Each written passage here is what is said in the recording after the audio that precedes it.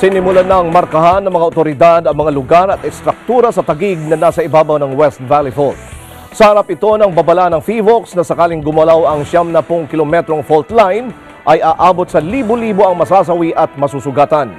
Kanina pinangunahan ng PHIVOLCS, MMDA at lokal na pamahalaan ng Taguig ang Walk the Fault.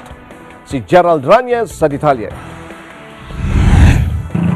Sa mahigit na 80 barangay na kabilang sa atlas na inilabas ng PHIVOLCS o nasa fault line, 12 rito ay sakop ng lungsod ng Taguig. At para makapagbigay ng tamang kahandaan at sapat na kaalaman, partikular na ang mga apektadong residente, isinagawa kaninang umaga ang programang Walk the Fault kasama ang MMDA, kinatawan ng PHIVOLCS, mga prinsipal ng mga paralan, opisyal ng barangay, BFP at mga NGOs at buong puwersa ng pamahalaan lokal ng Taguig.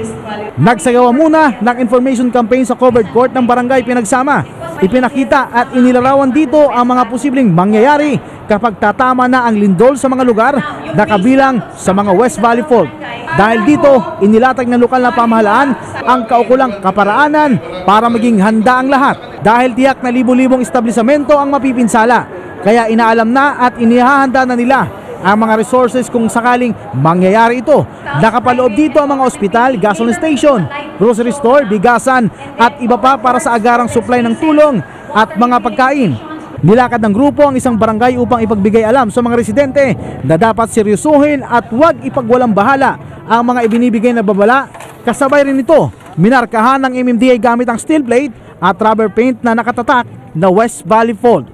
Nababahala man ang mga residente sa lugar pero wala raw silang magagawa kundi sumunod sa anumang utos ng lokal na pamahalaan. Ang karamihan ay natatakot at nangihinayang sa kanilang kabuhayan pero tiniyak nila na mas mahalaga ang buhay at kaligtasan. Siyempre susunod tayo para alam naman natin na bandang uli diyan na pagsisisi Kaya kung ano ang may papayo ng nakakataas sa amin dito na sa mga susundin namin yan. Takot na takot ako dahil hindi anytime darating yung yung lindol.